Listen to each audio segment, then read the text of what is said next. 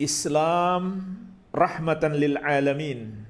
Allah Subhanahu wa taala mengutus Nabi kita Muhammad sallallahu alaihi wasallam sebagai rahmat untuk seluruh umat manusia.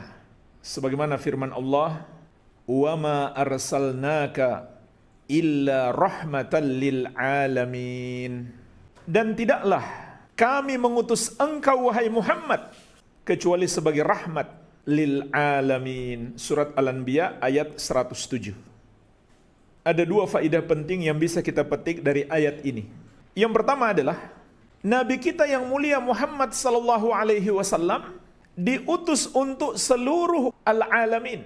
Artinya, umat manusia dimanapun berada wajib menjadi pengikut Nabi Muhammad sallallahu alaihi wa ala alihi wasallam. Karena beliau diutus untuk seluruh al-alamin.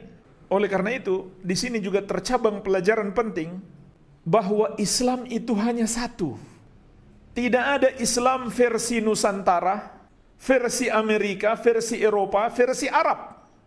Islam itu hanya satu, yaitu Islam yang dibawa oleh Nabi Muhammad sallallahu alaihi wa ala alihi wasallam. Karena Nabi kita hanya satu, Quran kita juga hanya satu, sebagaimana sesembahan kita yang menurunkan ajaran ini hanya satu.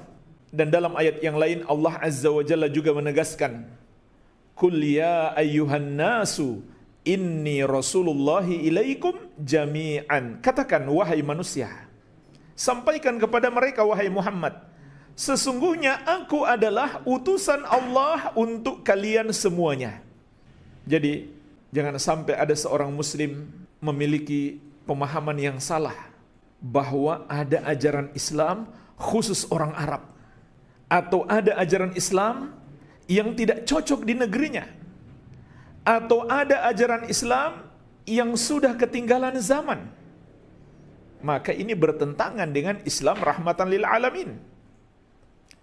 Kalau Islam rahmatan lil alamin, maka dia mesti cocok untuk seluruh manusia, di seluruh negeri, di setiap zaman, sejak Rasulullah SAW diutus sampai hari kiamat. Makanya ulama sampai pada kata sepakat, batal keislaman seseorang kalau dia mengatakan kami tidak terikat dengan sebagian syariat Rasul. Zaman sekarang sudah tidak cocok lagi dengan sebagian ajaran Rasul. Atau ajaran yang ini hanya cocok di Arab, tidak cocok di negeri kami. Atau kami sudah mencapai derajat wali, sudah tidak wajib mengamalkan sebagian syariat, atau bahkan seluruhnya. Ini termasuk kekufuran. Sepakat ulama, tidak ada perbedaan pendapat. Kenapa? Karena ini berarti pendustaan terhadap pengutusan Rasulullah SAW untuk al-alamin. Ini faidah yang pertama. Faidah yang kedua, Islam itu bersifat rahmat, artinya kasih sayang. Inilah yang dengannya Nabi kita yang mulia Muhammad sallallahu alaihi wasallam diutus. Wa ma arsalnaka illa rahmatan lil alamin. Dan tidaklah kami mengutusmu wahai Muhammad kecuali sebagai rahmat untuk seluruh makhluk. Pertanyaannya jemaah sekalian, apa maksud kasih sayang di dalam ayat ini? Maka para ulama ahli tafsir menjelaskan, rahmatan lil alamin mencakup dua makna. Makna yang pertama, rahmat di dunia dan di akhirat untuk orang-orang yang beriman kepada Islam, kepada Nabi Muhammad sallallahu alaihi wa ala alihi wasallam. Islam rahmatan lil alamin. Artinya, kalau seseorang masuk Islam, dia dapat rahmat.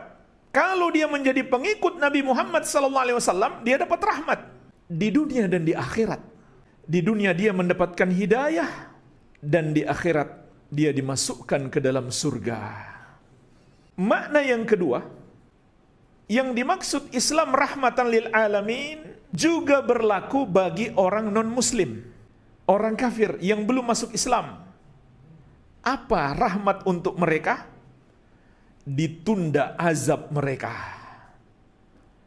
Tidak seperti umat-umat terdahulu yang menentang para nabi mereka. langsung Allah azab tidak lama.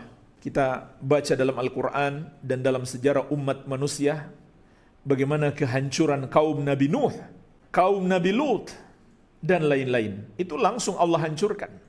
Tapi karena Nabi Muhammad SAW diutus dengan rahmat, sehingga orang-orang kafir yang menentang beliau ditunda penghancuran terhadap mereka. Tidak langsung Allah hancurkan. Ini bagian dari rahmat Allah untuk mereka.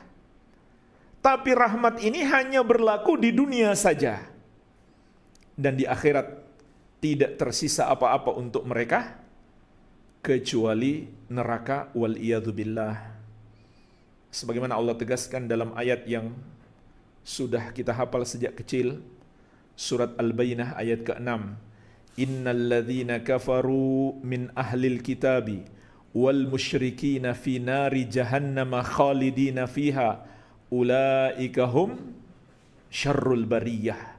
Sesungguhnya orang-orang kafir yang berasal dari kalangan ahlul kitab, Yahudi dan Nasrani, dan al-musyrikin, semua orang yang menuhankan selain Allah, menyembah kepada selain Allah, maka tempat mereka di neraka Jahannam, mereka kekal di dalamnya, mereka itulah seburuk-buruk makhluk.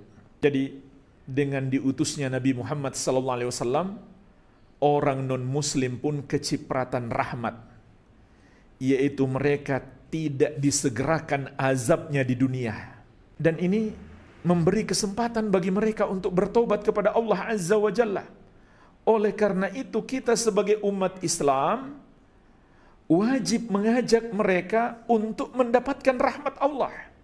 Kasihan kan mereka kalau cuma mendapatkan rahmat di dunia ini saja. Jangan malah kita balik ayat ini. Islam rahmatan lil alamin katanya berarti semua agama dibenarkan. Justru sebaliknya, ayat ini datang untuk menjelaskan kalau kamu masuk Islam, kamu dapat rahmat di dunia dan di akhirat. Tapi kalau kamu tidak masuk Islam, kamu hanya dapat rahmat di dunia saja.